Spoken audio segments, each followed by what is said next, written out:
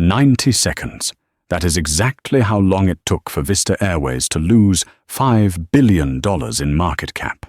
You've seen the grainy cell phone footage of passengers getting mistreated, but you have never heard a story like this.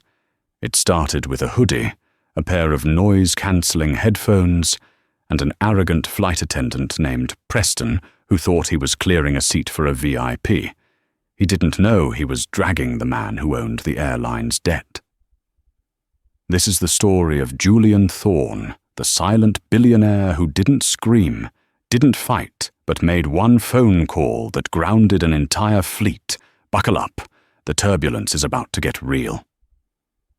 The rain lashed against the reinforced glass of JFK's Terminal 4, creating a blurred grey mosaic of the tarmac outside. Inside the exclusive Diamond Sky Lounge, the atmosphere was a hermetically sealed bubble of privilege. It smelled of espresso, expensive cologne, and the quiet hum of anxiety that only the very wealthy possess. Julian Thorne sat in the far corner, away from the buffet and the complimentary champagne bar. To the untrained eye, Julian looked like a mistake in the seating chart. He wasn't wearing the standard uniform of the first-class traveller, no bespoke Italian suit, no flashing Rolex submariner, no loud phone calls about mergers and acquisitions meant to be overheard by nearby women. Julian wore a charcoal grey cashmere hoodie that cost more than most people's cars, though it bore no logo. He wore faded denim and a pair of scuffed Common Project sneakers. A black baseball cap was pulled low over his eyes. He was 42, African-American, with a stillness about him that people often mistook for passivity. He was reading a physical book, a rare sight in 2024, about the history of maritime law. He was tired. It had been a grueling week in New York, finalizing the details of a hostile takeover of a mid-sized tech firm, a deal that would net his private equity firm, Obsidian Capital, roughly $300 million in the next quarter. But Julian didn't care about the money anymore. He just wanted to get home to London to see his daughter's piano recital. He checked his ticket. Seat 1A, the best seat on the plane. He had paid full fare, $14,000 one way, specifically to ensure he could sleep for the entire 6-hour flight. "Can I clear that for you, sir?" Julian looked up. A lounge attendant, polite but scanning him with a hint of confusion, pointed to his empty water glass. "Please," Julian said, his voice deep and calm. "And could I get a sparkling water? No ice." "I'll check if we have any left. We're prioritizing the pre-flight service for the senator's party," the attendant said, gesturing vaguely toward a loud group of men in suits near the window. Julian didn't blink. He didn't say, "I own the building this lounge is in." He didn't say, "I'm a Diamond Key member." He just nodded. "Whenever you can." He was used to it. The invisible friction, the assumption that he was an athlete, a rapper, or a lottery winner, or worse, an employee traveling on a company pass. Julian Thorne preferred the invisibility. In his line of work, being underestimated was a tactical advantage. It allowed him to walk into boardrooms and listen while his opponents dug their own graves. At 6:15 p.m., the boarding call for Vista Airways flight 882 to London Heathrow came over the PA system. Julian gathered his leather weekender bag. He walked toward the gate, moving with an easy, athletic grace. As he approached the first-class lane, a gate agent held up a hand without looking up from her screen. "Economy boarding is in Zone 4, sir. That's going to be another 20 minutes. Julian stopped. He didn't sigh. He slowly reached into his pocket and pulled out his boarding pass, sliding it onto the scanner. The machine beeped a happy, affirmative green tone. "Welcome, Mr. Thorne. Seat 1A. The gate agent looked at the screen, then up at Julian, her face flushing slightly. There was no apology, just a tight lip pursing. "Go ahead." Julian walked down the jet bridge. He could feel the cold air of the tunnel, the smell of jet fuel. He stepped onto the plane, turning left into the first-class cabin. It was a sanctuary of cream leather and walnut trim. There were only 8 suites. He found 1A, stowed his bag, and sat down. He put on his noise-cancelling headphones, closed his eyes, and exhaled. He was ready to disappear for 6 hours. But up in the galley, the lead purser, Preston Walsh, was staring at the manifest, with a vein throbbing in his temple. Preston was a man who prided himself on the standards of air travel. He missed the golden age where people dressed up to fly. He hated hoodies. He hated sneakers. And he especially hated when standard passengers clogged up his premium cabin. "We have a problem," Preston said to the junior flight attendant, Sarah. "What is it?" Sarah asked, arranging the pre-flight mimosas. The pilot just radioed. "We have 2 deadheading captains who need to get to London to fly the return leg of the 777. They need first-class seats for rest requirements." "We're full, Preston. 8 of 8, Sarah said. Preston peeked through the curtain. He saw the senator in 2F. He saw the famous actress in 2A. He saw the CEO of a heavy logistics company in 1F. And then, in 1A, he saw Julian. Hoodie, cap, sleeping before the plane even pushed back. Preston smirked. He checked his tablet. Thorne, Julian. One-way ticket. Booked yesterday. No frequent flyer status listed on the manifest. Julian often booked through third-party concierges to protect his privacy, meaning his titanium status didn't always flash on the crew iPad. "We need 2 seats, Preston said, smoothing his vest. "I know exactly where we're starting." "Preston, you can't just move a revenue passenger," Sarah whispered nervously. "It's against protocol unless they volunteer." "Watch me," Preston said. "He looks like he's lucky to be here anyway. Probably an upgrade error or a miles ticket. I'll handle it." Preston Walsh walked down the aisle, his shoes clicking aggressively on the floor. He stopped at seat 1A. He didn't lean in to whisper politely. He tapped Julian on the shoulder, hard. The invisible Titan opened his eyes. Julian slid one ear cup of his headphones back. He didn't sit up. He just looked at the man standing over him. Preston Walsh had the kind of face that looked like it had been designed by a committee of boarding school bullies, sharp chin, slicked back blonde hair, and a smile that didn't reach his cold, blue eyes. "Sir," Preston said, his voice loud enough that the other passengers looked up, "I need to see your boarding pass." Julian reached into his pocket, retrieved the stub, and handed it over without a word. Preston looked at it, feigning a study of the details. "Right, as I suspected. Mr. Thorne, unfortunately, we have an overbooking situation. We require this seat for operational flight crew members who need to reach London.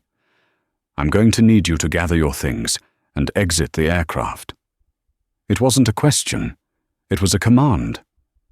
Julian blinked. "I paid for this seat." "I understand that," Preston said, his tone dripping with condescension, like he was explaining algebra to a toddler. "But airline policy states that in the event of operational necessity, we have the right to reaccommodate passengers. We have a voucher for you. $800 and a seat on the flight tomorrow morning." "I have a meeting in London tomorrow at 9:20 a.m., Julian said calmly. "I am not taking a flight tomorrow." "Sir, let's not make this difficult," Preston said, crossing his arms.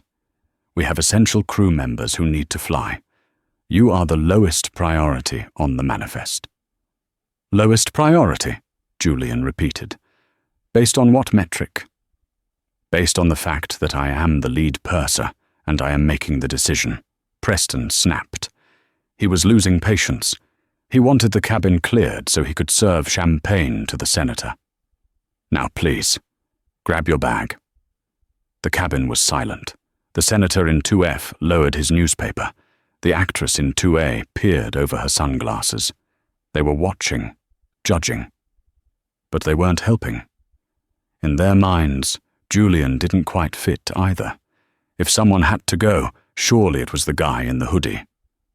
Julian adjusted his position, sitting up straighter. I am not moving. I suggest you ask for volunteers. Offer a higher compensation. The law requires you to offer up to 400% of the fare before involuntary denial of boarding. Preston's face turned a shade of crimson. This passenger knew the rules. That was annoying. I don't have time to haggle with you like we're in a street market. This is a federal aircraft. If you do not vacate this seat, I will have you removed. Do you understand what that means? I do, Julian said. Do you? Preston laughed, a dry, humorless sound. Is that a threat? It's a question, Julian said. You are making a decision based on visuals, not protocol. If you check your system properly, you'll see. I've seen enough, Preston interrupted. He turned to Sarah, who was hovering terrified in the galley. Call the gate. Tell them we have a non-compliant passenger in 1A. We need Port Authority. Now. Sarah hesitated. Preston, maybe we can ask Mr. Henderson in 1F. He said he wasn't in a rush earlier. No, Preston hissed. It's a matter of principle now. He thinks he can dictate terms on my aircraft. Call them. Julian put his headphones back on. He picked up his book. He turned the page. Inside his chest, his heart was beating slowly, steadily. He wasn't afraid. He was disappointed. He had bought Vista Airways stock 3 years ago, when it was trading at $12 a share. He had watched it climb to $45. He knew the company's debt structure better than the CEO, a man named Arthur Vane.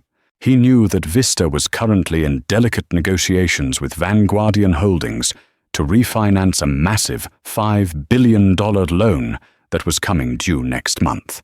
If that loan wasn't refinanced, Vista would default. Their credit rating would plunge to junk status. The stock would evaporate. Julian knew this because Obsidian Capital, his firm, was the majority shareholder of Vanguardian Holdings. Technically, in a very convoluted but legally binding way, Julian Thorne owned the debt on the very plane he was sitting in. He owned the lease on the seats. He owned the mortgage on the engines. But right now, he was just a guy in a hoodie about to be assaulted. 10 minutes passed. The air in the cabin grew heavy. The other passengers whispered. Just get off, the logistics CEO in 1F grumbled loudly. Some of us have businesses to run. Julian didn't look at him. Then, the heavy thud of boots on the jet bridge. 3 Port Authority officers boarded. They were big men, geared up, looking for a fight. Preston pointed a manicured finger at seat 1A. Him. He's trespassing, refusing crew instructions. The lead officer, Officer Miller, leaned in. Sir, you need to come with us. Julian took off the headphones again. He looked Miller in the eye. I have broken no laws. I have a valid ticket. I am not intoxicated. I am not belligerent. This is a civil dispute regarding a contract of carriage. Sir, once the crew says you gotta go, you gotta go.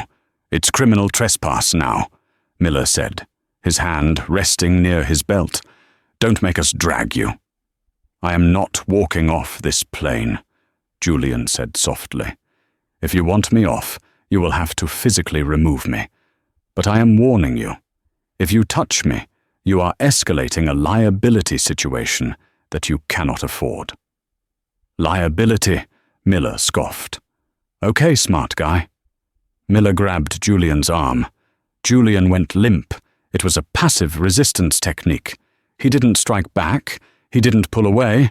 He just became dead weight. Grab his legs, Miller shouted to the other 2 officers. It happened fast, and it was ugly. They yanked Julian out of the leather pod. His expensive hoodie rode up his back. His book fell to the floor and was kicked under the seat. The actress in 2A gasped and pulled out her phone. She started recording. Stop! You're hurting him! Sarah, the flight attendant, cried out. hand over her mouth. "Stay back!" Preston yelled at her. "He brought this on himself." Julian's head knocked against the armrest of 1B as they hauled him into the aisle. A sharp pain exploded behind his eyes. His glasses flew off, skittering down the carpet. They dragged him, literally dragged him. Like a sack of potatoes, they pulled Julian Thorne, a man whose signature could move markets, down the aisle of the Boeing 777. His face scraped the carpet. His sneaker came off. As they passed row 4, a young teenager in economy stuck his phone into the aisle to get a better angle. The flash went off. Julian didn't scream. He didn't curse. He locked eyes with Preston Walsh, who was standing at the front of the cabin, arms crossed, looking smugly victorious. Julian memorized his face. He memorized the badge number. Preston Walsh, employee number 4922. They hauled him through the galley door and threw him onto the jet bridge floor. The cold industrial carpet smelled of mold. "You're under arrest for disturbing the peace and resisting arrest," Officer Miller panted, kneeing Julian in the back to cuff him. Julian spat a little blood onto the floor. He felt a tooth loose. "Fine," Julian whispered, his face pressed against the floor. "I want my phone call." The holding cell at JFK was a small, cinder-block room that smelled of stale urine and despair. Julian sat on a metal bench. His lip was swollen. His $600 hoodie was torn at the shoulder. He was missing one shoe. He sat in silence for 2 hours while they processed his paperwork. They took his fingerprints. They took his mug shot. The flash of the camera was blinding. Finally, Officer Miller opened the door. He looked slightly less confident than he had on the plane. Maybe he had Googled the name. Maybe someone upstairs had whispered something. "You get one call," Miller said, handing Julian his cell phone. "Make it quick. Then we're transporting you to Queen's Central Booking." Julian took the phone. His hands were steady, though his head throbbed with a concussion-like rhythm. He didn't call a criminal defense lawyer. He didn't call his wife. He was divorced. He didn't call the media. He unlocked his phone and scrolled to a contact saved simply as Arthur Vane, CEO, Vista. He dialed. It was 7:30 p.m. on a Friday. Most CEOs would be at dinner, but Arthur Vane was a workaholic who lived for his airline. The phone rang 4 times. "This is Arthur," the voice answered, clipped and impatient. "I'm stepping into a gala. Who is this?" "Arthur," Julian said.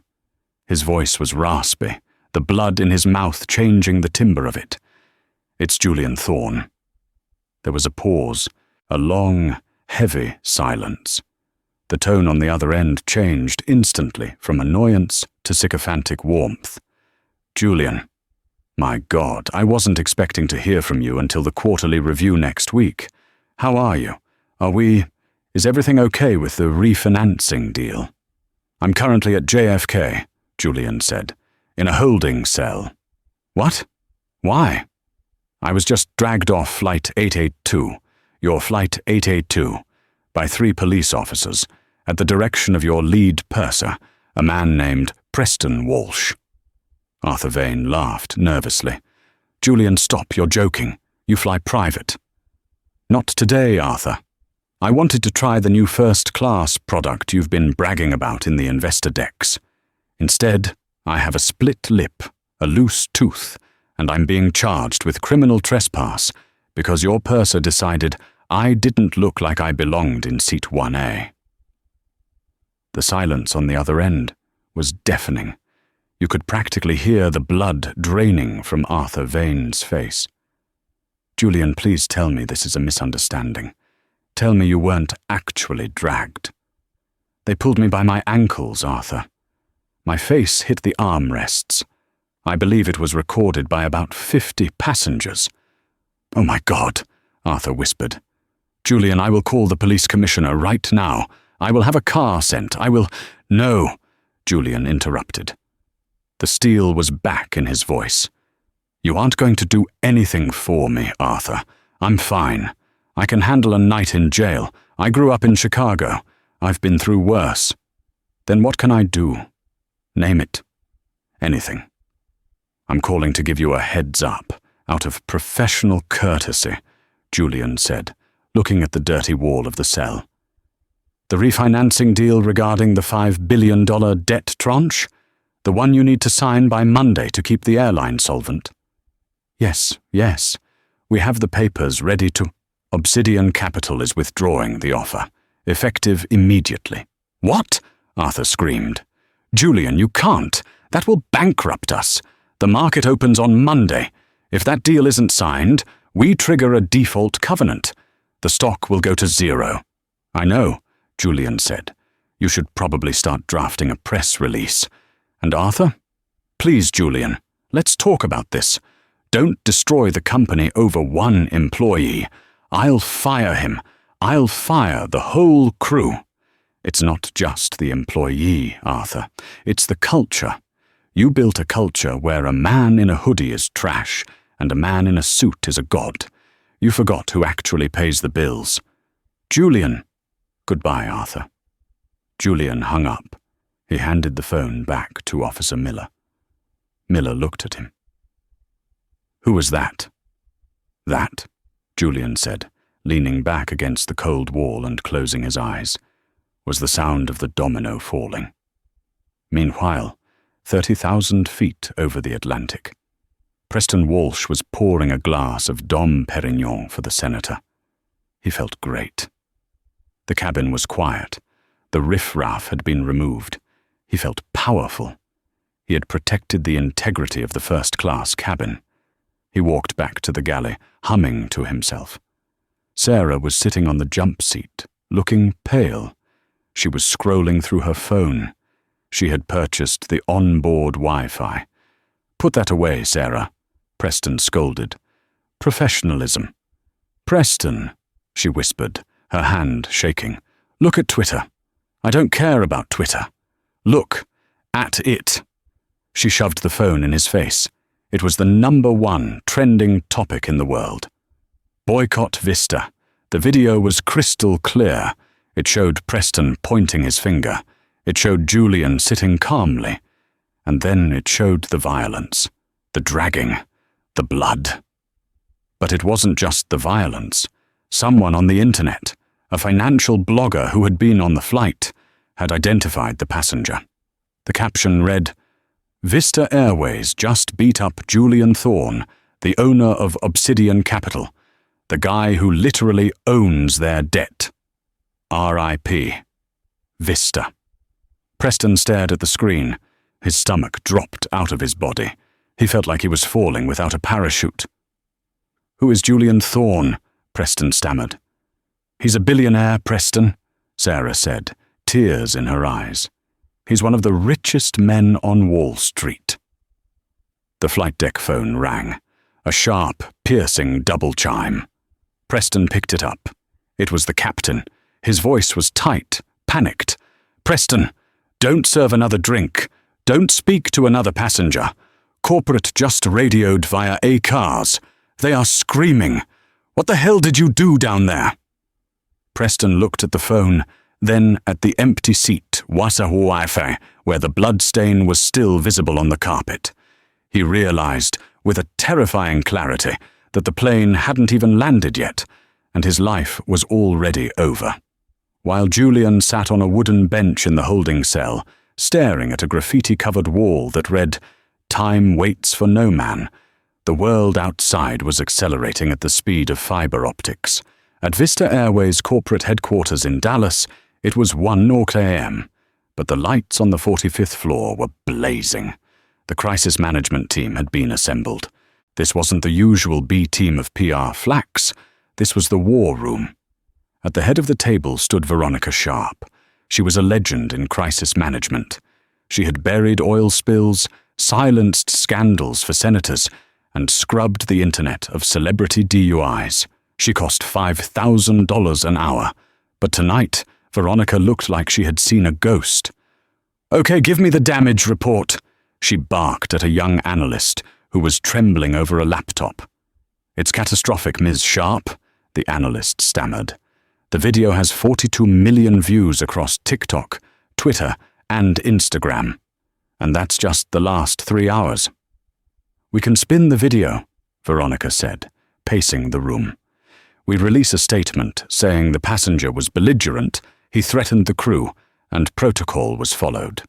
We dig up dirt on him. Find a parking ticket, an ex-wife who hates him, anything.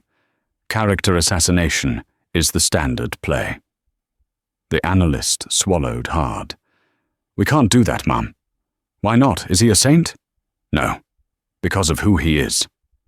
The analyst projected a dossier onto the main screen. Julian Thorne, founder of Obsidian Capital, net worth estimated at $8.4 billion.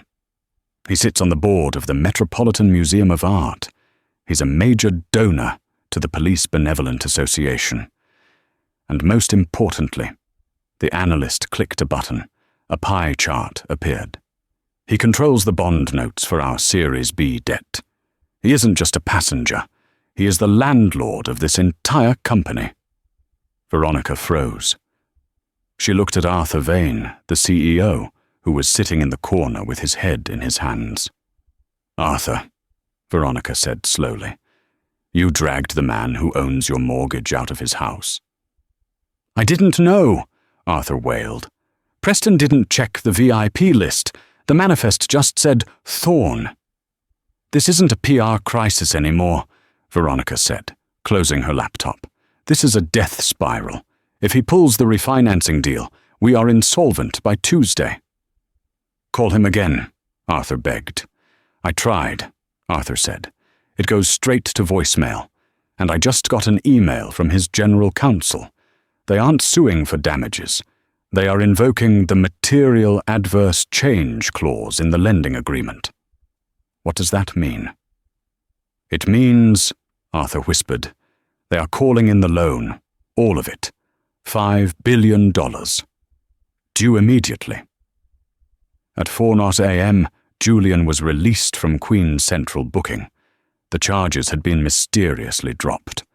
The district attorney, having received a flurry of phone calls from very powerful people, decided there was insufficient evidence to prosecute.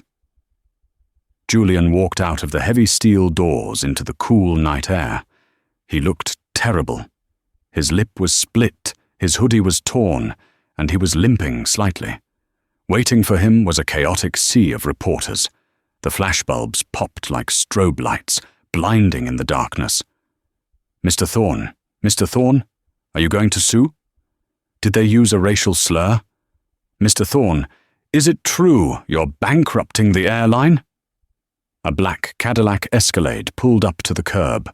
A large man in a suit, Julian's head of security, David, stepped out and opened the rear door. Julian paused. He turned to the cameras. He didn't smile. He didn't yell. He looked directly into the lens of CNN's camera. "I have no comment on the actions of the police," Julian said, his voice raspy but projecting clear authority.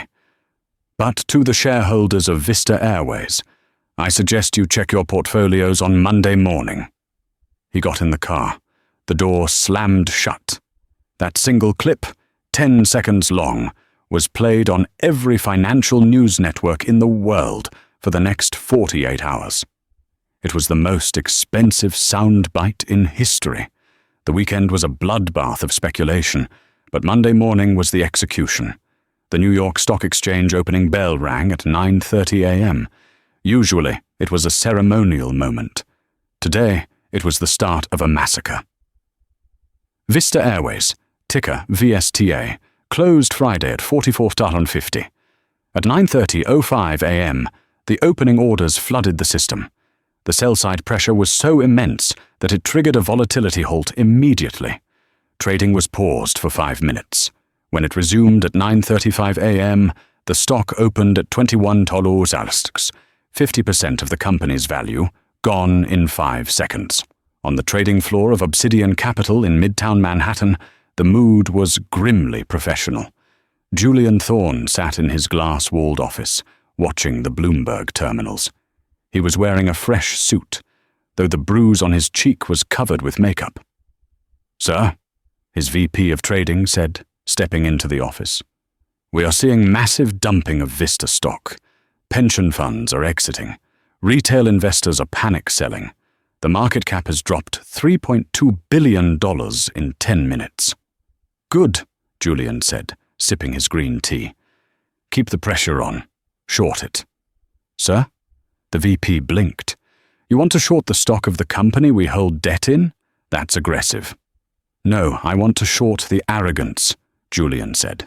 "Drive it to single digits." By noon, Vista was trading at 8.50 house. Arthur Vane was in his office in Dallas, watching his career evaporate. Every phone line was blinking red. The board of directors was convening an emergency meeting via Zoom. "Arthur, you have lost control," the chairman of the board said, his face pixelated on the giant screen. "The lenders are pulling out. The fuel suppliers are demanding cash up front because our credit rating just hit junk status. We are bleeding $10 million an hour."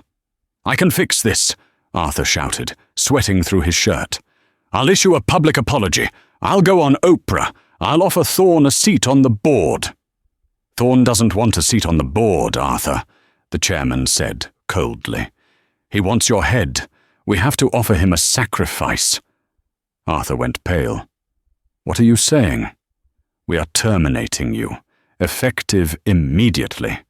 We need to show the market we are cleaning house." "You can't do that. I built this airline." "You didn't build it. You borrowed money to buy it, and you just pissed off the loan shark. Goodbye, Arthur." The screen went black.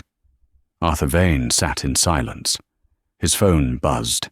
It was a notification from his broker. His personal stock options in Vista, which were worth $40 million on Friday, were now worth less than $4 million. He was ruined, but the pain wasn't over. The karma was just getting started, and it was about to land at Heathrow Airport. The silence inside a Boeing 777 at 38,000 feet is usually a comforting white noise, the hum of engines, the rattle of carts, the soft clinking of silverware. But on Vista Airways Flight 882, as it began its initial descent into London Heathrow, the silence was radioactive. Preston Walsh, the lead purser who had ruled the cabin with an iron fist just 6 hours earlier, was now hiding in the rear galley. He was meticulously arranging sugar packets, lining them up with surgical precision just to give his hands something to do. His hands were shaking. For the last 4 hours of the flight across the Atlantic, he had been a pariah in his own kingdom. The pilots had locked the flight deck door and refused to speak to him, communicating only via the interphone with the junior flight attendants. When Preston had tried to bring the captain his scheduled coffee, the first officer had cracked the door and simply said, "Not you, Walsh. Send Sarah." Preston tried to rationalize it. "They're just stressed," he told himself, smoothing the lapels of his navy blue vest. "They don't understand the complexities of cabin management. I did my job. I enforced the rules. The company will thank me for prioritizing the operational crew." He clung to that delusion like a life raft. In Preston's mind, he was the hero of the story, the man who made the hard choice. The internet outrage Sarah had shown him. Just noise. The Twitter mob didn't sign his paycheck. Arthur Vane did, and Arthur Vane loved a stickler for the rules. "Cabin crew, prepare for landing." The captain's voice came over the PA system. It was cold, clipped, and devoid of the usual, "We hope you enjoyed your flight," pleasantries. Preston walked through the cabin to do his final safety checks. As he passed through business class, heads turned. People weren't sleeping. They were looking at their phones. Many had connected to the onboard Wi-Fi, and then looking up at him. He saw whispers. He saw fingers pointing. He saw a woman in row 12 shield her child's eyes as he walked by, as if he were a monster. He retreated to his jump seat in the forward galley, buckling the harness tight across his chest. He sat opposite Sarah. She refused to look at him. She stared straight ahead, her eyes red-rimmed from crying. "You'll see," Preston whispered to her, his voice tight. "When we land, corporate will have a legal team waiting. They'll brief us. This will all blow over by Tuesday." Sarah finally looked at him. Her expression wasn't angry. It was filled with a terrifying pity. "Preston," she whispered, "you really don't get it, do you?" The landing gear deployed with a heavy thud. The plane banked over the grey, sprawling patchwork of London. The wheels slammed onto the tarmac of Heathrow, the reverse thrusters roaring like a beast waking up. As the plane taxied toward Terminal 3, Preston unbuckled. He stood up, adjusted his tie, and put on his lead purser face. He prepared to say goodbye to the first-class passengers, to smile and thank the senator in 2F. But as the aircraft came to a halt at the gate, the seatbelt sign didn't turn off. Instead, the captain's voice boomed through the cabin again. "Ladies and gentlemen, welcome to London. Please remain seated with your seatbelts fastened. We have been instructed by local authorities to hold the aircraft at the gate. No one is to stand up. Customs and immigration officers are boarding the aircraft immediately." Preston's heart skipped a beat. Authorities? A wave of relief washed over him. Of course, they were here to take statements against the passenger. They were here to formalize the charges against Julian Thorne for trespassing. Preston straightened his spine. He would give a full statement. He would be the star witness. The forward cabin door hissed open. A blast of damp, cool English air swirled into the cabin. 2 uniformed officers from the London Metropolitan Police, bobbies in high-visibility vests, stepped onto the plane. Flanking them was a man in a sharp, charcoal suit. Preston recognized him immediately. It was Mr. Sterling, the Vista Airways station manager for London, a man known for his charm and his terrifying efficiency. Preston stepped forward, a professional smile plastered on his face. "Mr. Sterling, good morning. I can explain the situation with the disruptive passenger." Mr. Sterling didn't stop walking. He walked right past the senator. He walked right past the famous actress. He stopped inches from Preston's face. There was no charm today. "Preston Walsh?" Sterling asked. His voice was loud enough for the entire first-class cabin to hear. "Yes, sir. As I was saying, the incident. Mr. Walsh, you are to retrieve your personal belongings immediately." Sterling cut him off. His tone was freezing. "You are being removed from this aircraft." Preston blinked. "I don't understand. Are we going to a debriefing?" "There is no debriefing for you," Sterling said. He pulled a tablet from his briefcase. "As of 4 a.m. Eastern Standard Time, your employment with Vista Airways was terminated for gross misconduct, violation of the outcome-based service protocol, and actions causing catastrophic reputational damage to the brand." The blood drained from Preston's face so fast he felt dizzy. "Terminated? But I have union rights. I have a hearing." "Your union rep has already been notified. They declined to contest the immediate dismissal given the video evidence," Sterling said, checking a box on his screen. "Hand over your company ID badge and your corporate credit card. Now." "Mr. Sterling, please," Preston stammered, his hands trembling as he reached for his lanyard. "I live in New York. How do I get home?" Sterling took the badge and the credit card. He slipped them into his pocket. "That is not a concern of Vista Airways. You are no longer an employee. You are a civilian. And since you do not have a valid return ticket, and you are currently on a secure aircraft without authorization, these officers will escort you off the premises." "Officers?" Preston looked at the police. "Let's go, mate," one of the officers said, stepping forward and gripping Preston's elbow. It wasn't a gentle grip. "Wait! My bag!" Preston shrieked. Sarah wordlessly slid his suitcase across the galley floor. She didn't say goodbye. Preston was marched down the aisle, but they didn't take him out the side door of the jet bridge. the one used by crew to slip away into waiting private cars. "This way," the officer said, steering him toward the main terminal ramp. "No, please," Preston begged. "Not through the terminal. The press—" "You're a member of the public now, sir. You go out the public exit." The walk was a nightmare in slow motion. Preston Walsh, who had spent 15 years sneering at economy-class behavior, was marched through the long, fluorescent hallways of Heathrow Terminal 3. He was still wearing his uniform, but without the badge, he looked like a costume. He passed passengers who had been on his flight. The logistics CEO from seat 1F was waiting at passport control. He looked at Preston, smirked, and shook his head. "Calm as a bitch, isn't it?"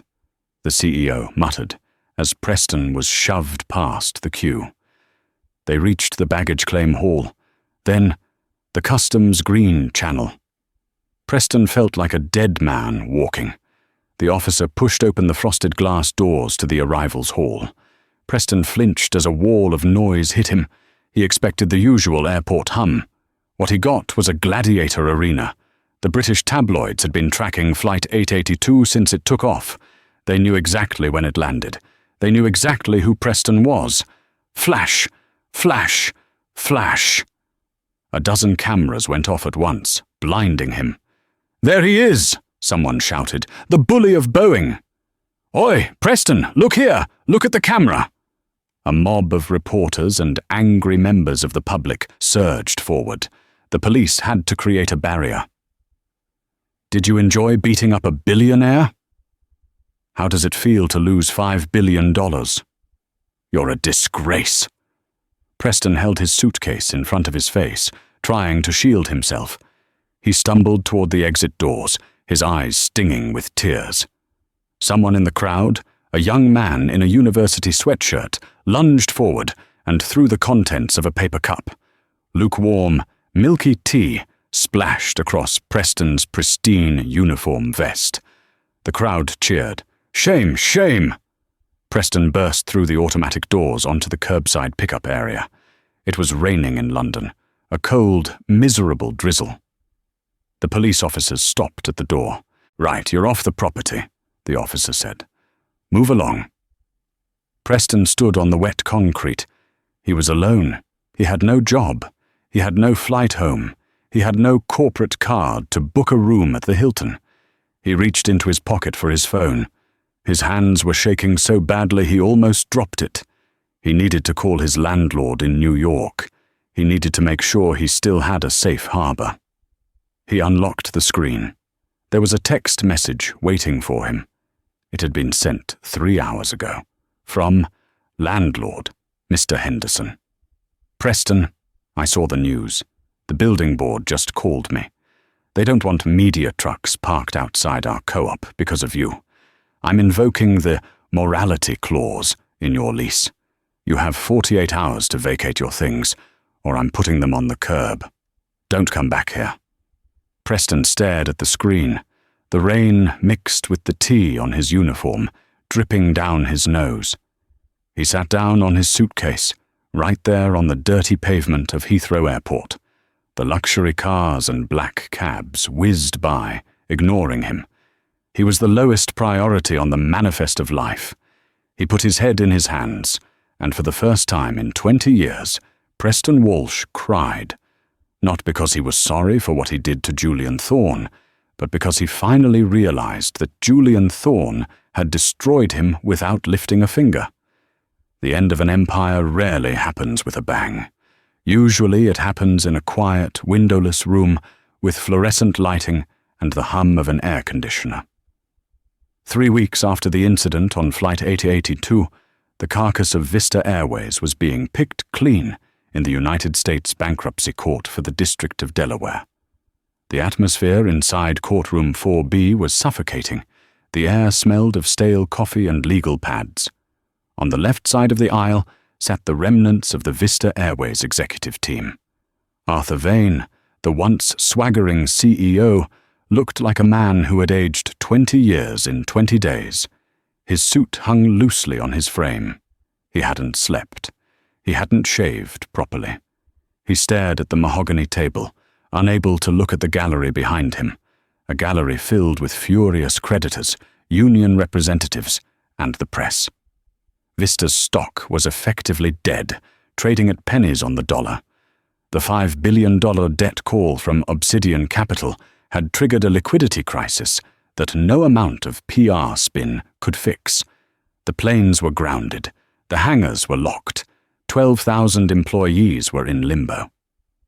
"Order," Judge Harrison said, tapping his gavel with a weary rhythm. "We are here to adjudicate the sale of Vista Airways' primary assets under Chapter 11 protection. The court understands there is a stalking horse bidder." The lead bankruptcy lawyer for Vista stood up. He was sweating. "Your Honor, we have struggled to find a buyer. The brand toxicity is unprecedented. Most interested parties only want the landing slots at Heathrow and JFK. They don't want the planes. They don't want the staff." "So we are looking at liquidation?" the judge asked grimly. "Selling it for scrap?" "Unless a white knight appears in the next 5 minutes. Your Honor, yes." Arthur Vane put his head in his hands. This was his legacy. Scrap metal. Suddenly, the heavy oak double doors at the back of the courtroom groaned open. The sound was loud enough that everyone turned.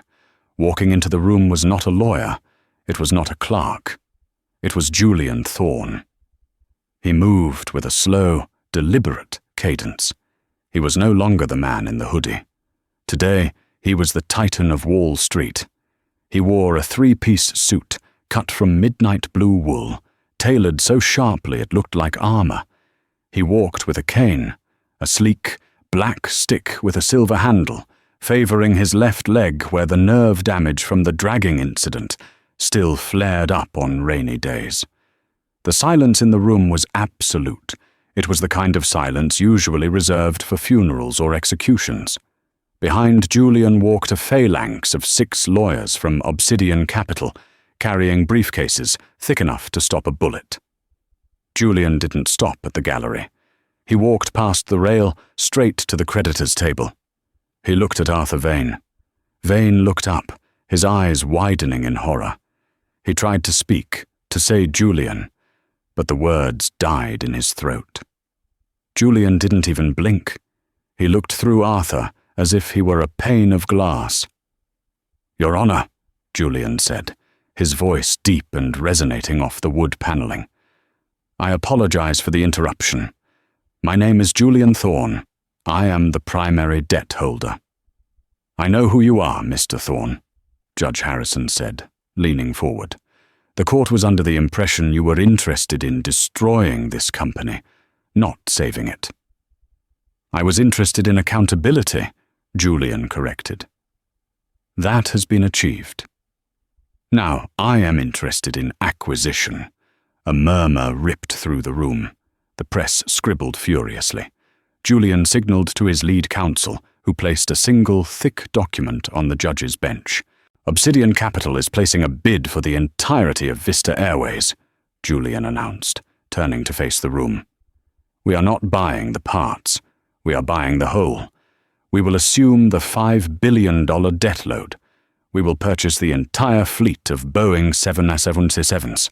And we will retain 90% of the operational workforce." Arthur Vane stood up, his legs shaking. "Julian, you're saving us." Julian finally turned his head. The look in his eyes was colder than the altitude at 35,000 feet. "I am not saving you, Arthur. You and the entire C-suite are terminated, effective the moment the ink dries. Your stock options are worthless. Your golden parachutes are voided for gross negligence. You are leaving this courtroom with nothing but the boxes in your hands." Arthur slumped back down, defeated. "However," Julian continued, addressing the judge, "I have conditions, non-negotiables." "Name them," the judge said. "First, the name Vista dies today. It is a poisoned word. It represents arrogance and exclusion. The new entity will be known as Ascent Air." Julian rested both hands on his cane. Second, the company policy regarding overbooking is abolished. If a passenger pays for a seat, it is their seat. I don't care if the Pope needs a ride. We do not drag paying customers off our aircraft. We will treat dignity as a commodity more valuable than fuel. The judge looked at the document. He looked at the stunned lawyers on the other side. He looked at Julian Thorne, the man who had been brutalized by the very system he was now buying. "Mr. Thorne," the judge said, a small smile appearing. "It seems you have the liquidity, and frankly, you have the moral high ground. The bid is accepted." The gavel banged, a sharp, final crack that echoed like a gunshot. Vista Airways was gone. Julian Thorne had just bought his abusers. 2 days later, in a small apartment in Queens, the phone rang. Sarah, the flight attendant who had watched in horror as Julian was dragged away, was sitting on her couch. She was staring at a pile of unpaid bills. She had been let go during the initial bankruptcy freeze. She had applied to Delta, United, and American, but her resume was radioactive. Everyone knew she was on that flight. She picked up the phone, her voice trembling. "Hello? Is this Sarah Jenkins?" A male voice. Calm, familiar. "Yes?" "Sarah, this is Julian Thorne." Sarah stopped breathing. She dropped the piece of mail she was holding. "Mr. Thorne, oh my God. Sir, I am so sorry. I wanted to help you. I tried to tell Preston to stop, but I was scared and—" "Sarah, breathe," Julian interrupted gently. "I know. I saw the video. I saw your face. You were the only person on that plane who looked at me like a human being. I felt so helpless," she whispered, tears spilling over. "You aren't helpless anymore," Julian said. "I've just acquired the airline. We're launching Ascent Air on Monday. I'm firing the entire management team responsible for the training protocols that led to that night." He paused. "I need a director of in-flight customer experience. I need someone who understands that a ticket isn't just a contract. It's a trust. I don't want an MBA. I want someone with a heart." Sarah gripped the phone. "Are you offering me a job?